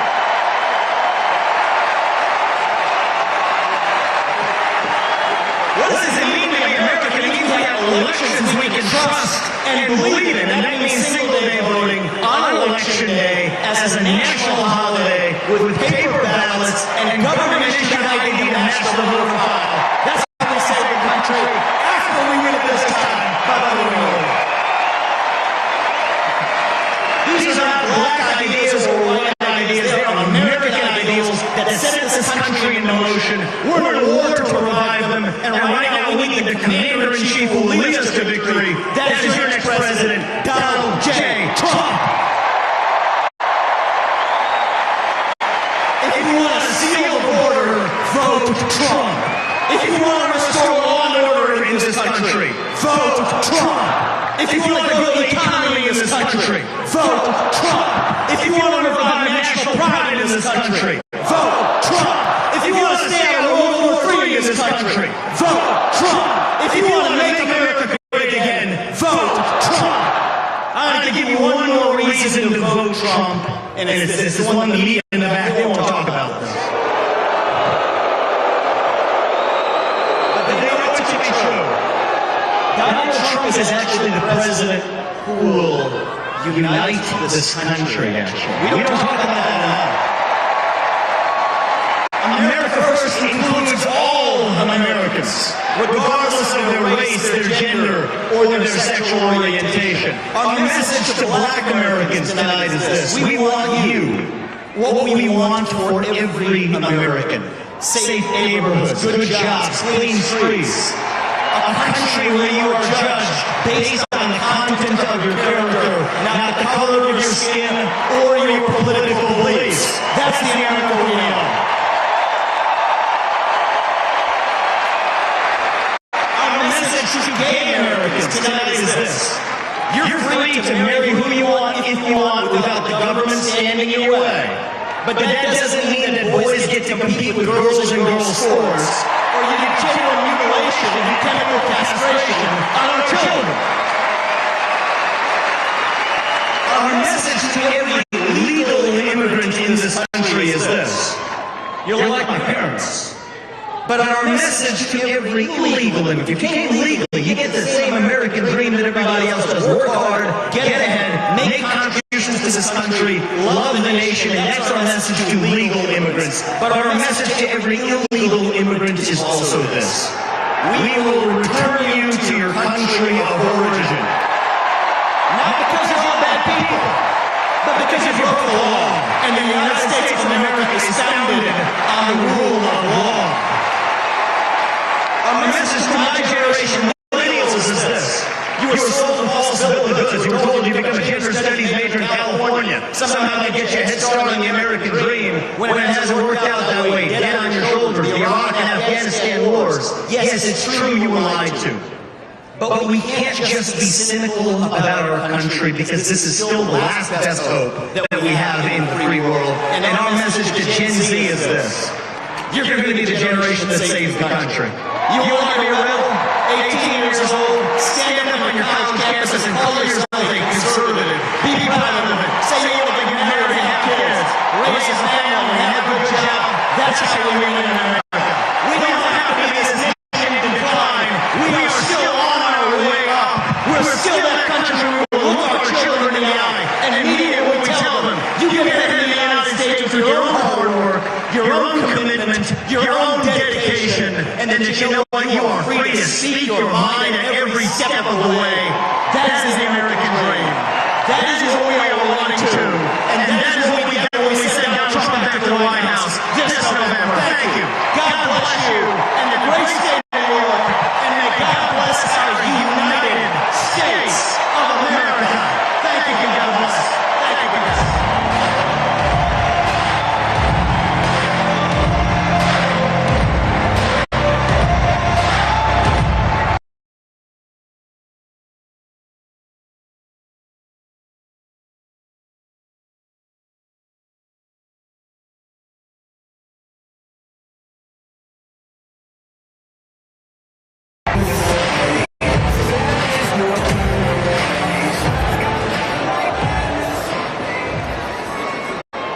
Ladies and gentlemen, please welcome to the stage former Congresswoman Tulsi Gabbard.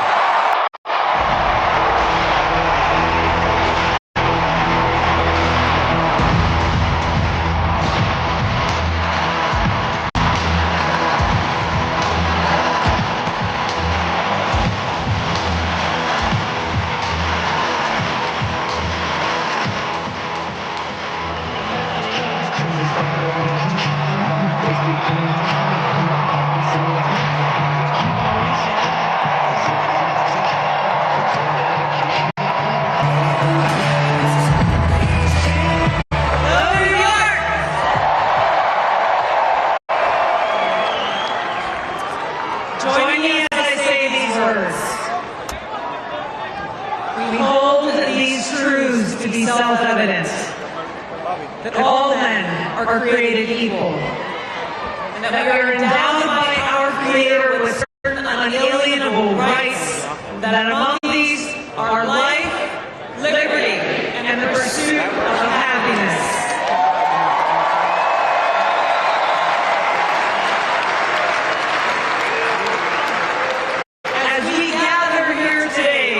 Historic occasion, we stand together as proud Americans, understanding that these very rights are under attack. So we face this historic crossroads where our freedom and our future is in our hands. There's never been a more clear choice in any election in my life, and our ability to live in a truly peaceful and free and prosperous country is on the line. I love you too.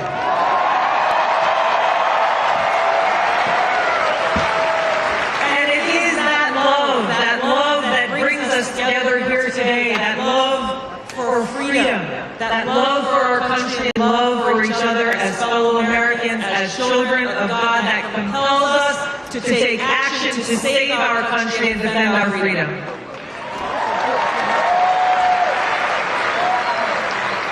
Now, this choice that we have before us is very personal to me. I'm a Lieutenant Colonel in the Army Reserve. I served now for 21 years.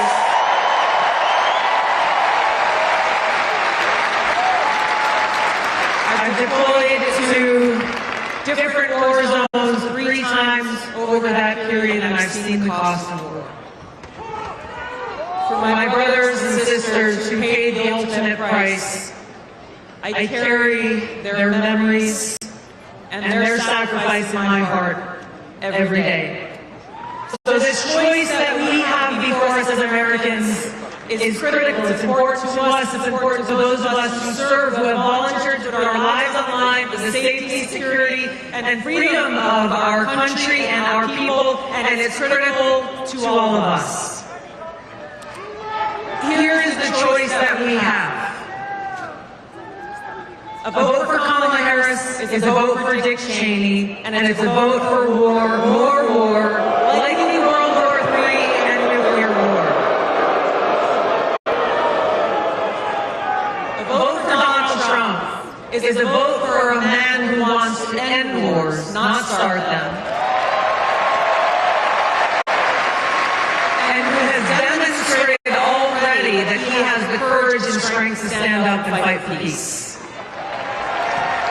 The vote for Kamala Harris is a vote for open borders, where no violent criminals and Islamist terrorists are streaming across our borders, placing us at risk. The vote for Donald Trump is a vote for secure borders and safe communities, and a confidence that he will seek out those who seek to do us harm and get them out. The vote for Kamala Harris is a vote for economic hardship, high cost of living, poverty, and homelessness, and a vote for Donald Trump is a vote for economic prosperity and opportunity for every single one of us as Americans. A vote for Kamala Harris is a vote for censorship and a complete erosion of our fundamental and constitutional rights and freedoms. A vote for Donald Trump is a vote for someone who will defend freedom and every one of our God-given rights that are enshrined in the Constitution and Bill of Rights.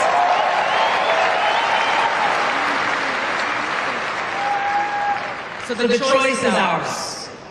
History will look back on us at this moment for the choice that we make.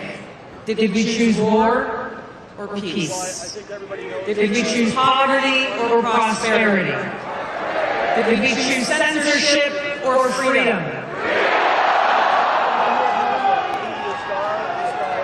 Our freedom and our future is in our hands. We have just a few days left to complete this no-fail mission that we have before us to save our country. Nothing short of our future is on the line. So now, just as we gathered here today, in this historic place and this historic time, we will gather together all across this country, people of every race, ethnicity, religion, and creed, to stand together and defend our freedom and ensure our right to life, liberty, and the pursuit of happiness.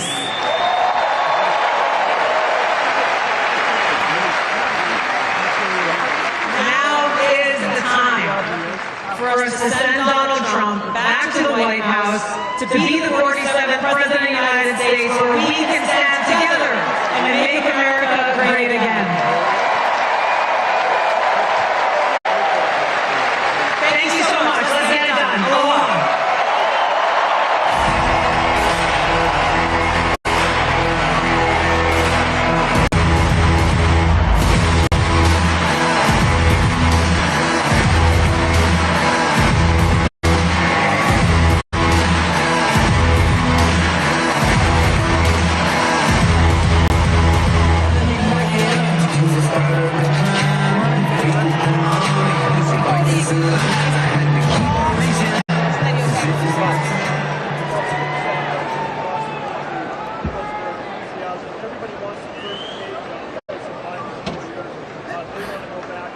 Ladies and gentlemen, please welcome to the stage former presidential candidate Robert F. Kennedy Jr.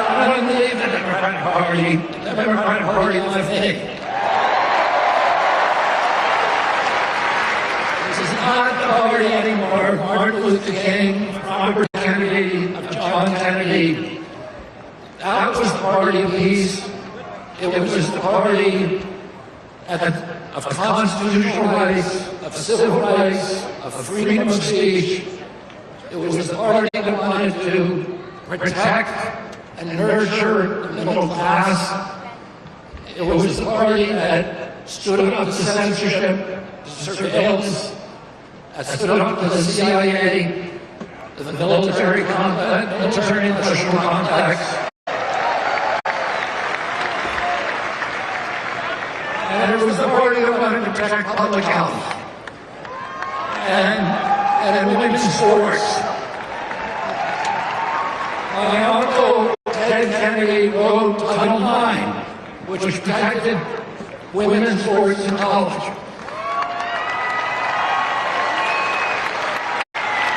It was the party that believed in voting rights and fought for the right of every American to vote for the person of their choice. Today's Democratic Party is the party of war.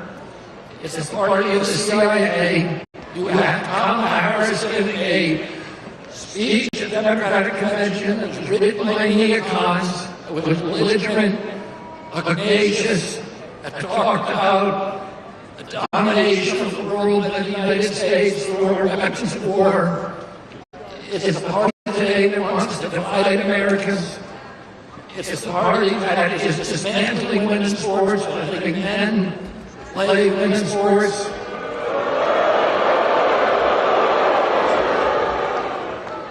It's the party of Wall Street. It's the party of Bill Gates, who just gave $50 billion.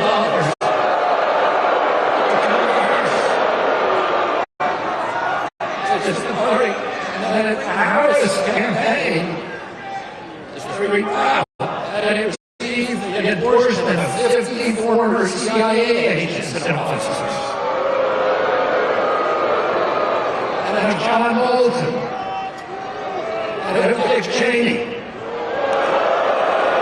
These are the people that gave us the war in Iraq, the worst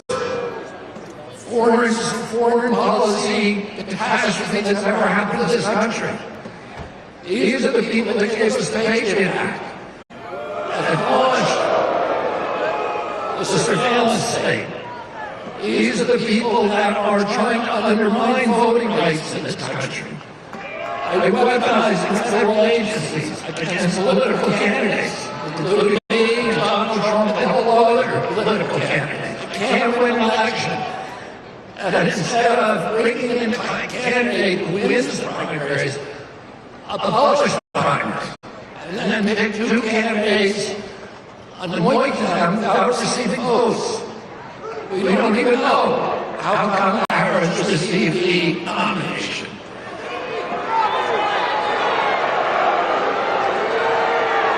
And this is the party of Wall Street, of big banks, of big data, of big tech, of military contractors, and the parties of big pharma, big ag, big food, and big chemicals. It is the party that's given us the sickest children in the history of the world. When my uncle was president, 6% of Americans had chronic disease, and we spent zero on chronic disease in this country. Today, 60% of Americans have chronic disease. This is existential for our country. We're spending $4.3 trillion a year, 5 times our military budget. 77% of American boys cannot qualify for military service because of chronic disease diagnoses. This is existential for our country. President Trump called me 3 hours after his shooting. He said, when I come to sit down, and he said it to me during that meeting, he said, there are some things that we can agree on, and some that we disagree on. The landscapes on which we agree are so much larger. He said, I want to end the wars.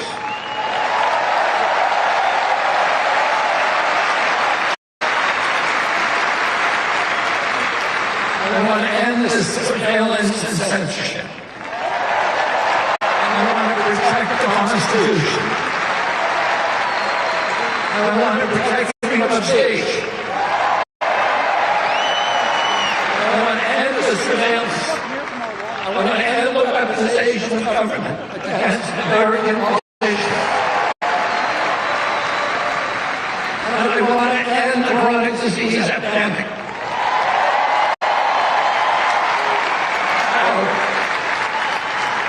Only thing that we deserve a president in this country who's going to restore the moral authority of the United States of America.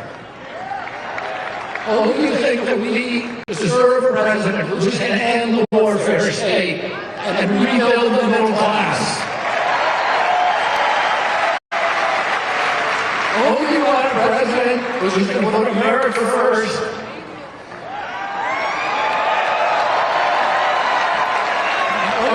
President who's going to protect our children. and who's going to protect women's sports, and who's going to stop dividing this country along all racial lines. And no, you want a president who's going to end the corruption at the federal agencies, at FDA, at an NIH, at a CDC, and at the CIA. And oh, you want a president who's going to make America healthy again.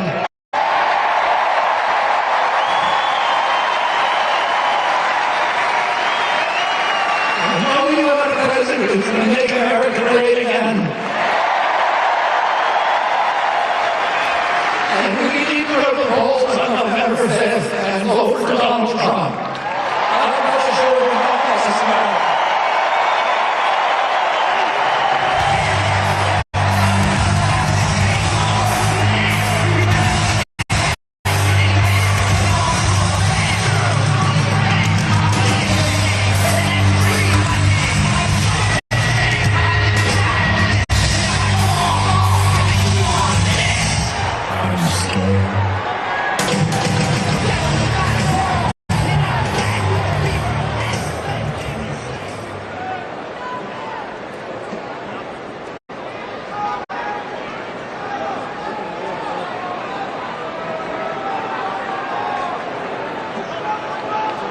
Ladies and gentlemen, please welcome to the stage, Tucker Carlson.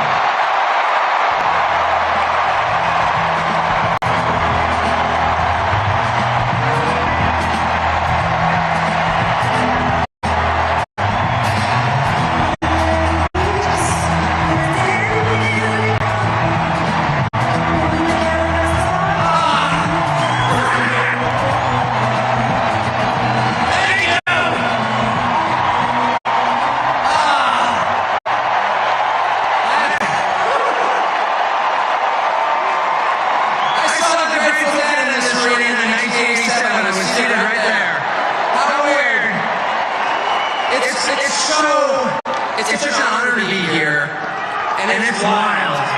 Just another day following Bobby Kennedy Jr. at a Donald Trump rally in Madison Square Garden. That's totally normal. Liz Cheney's out there with Kamala Harris, and there's Bobby Kennedy calling to protect women's sports at the Trump rally. It's realignment. It's unbelievable, and the fact that it's here is even sweeter. Imagine if you're, just pause for one moment, imagine you're Donald Trump, you're from New York City, you become famous in New York City, you make your fortune in New York City, and all of a sudden the leadership in New York City decides they're going to destroy you because they don't like your politics. And so they, imagine if that were you, though. And they try to take everything you have, they try and put you in prison, they try and put your children in prison. If that happened to you, how often do you think you'd be going back to New York City? How about never? And it's here, it's like getting thrown out of a bar. And you think to yourself, well, you know, all my friends are in the bar. And you approach the bar and there's the bouncer like, you're not allowed in here. But from behind the bouncer, you get the cheers of your friend, come on in! And then the bouncer hangs his head in shame. He's embarrassed as he's working for the man trying to keep the most popular person out of the bar. And that's Donald Trump back in the city that produced him with no embarrassment at all in a room full of his friends. The stones that takes, the bravery that takes is incredible. Donald Trump's going to win. He's going to win. I know that that's true. Why is Donald Trump going to win? The people he's about to defeat have no idea. And then they're panicked. They have no idea why people like Donald Trump. And then their first theory was, well, Donald Trump is evil, so half the country's evil also. And that's one of the reasons they spent the last 4 years trying to destroy the country, because they're mad at his voters for liking Donald Trump. How much easier would it have been just to pause for 20 minutes and ask yourself honestly in some silent place, why do people like Donald Trump? And if they had been honest enough to ask themselves that question, they would have thought the two main reasons, and here they are. The first reason that people like Donald Trump is because he likes them.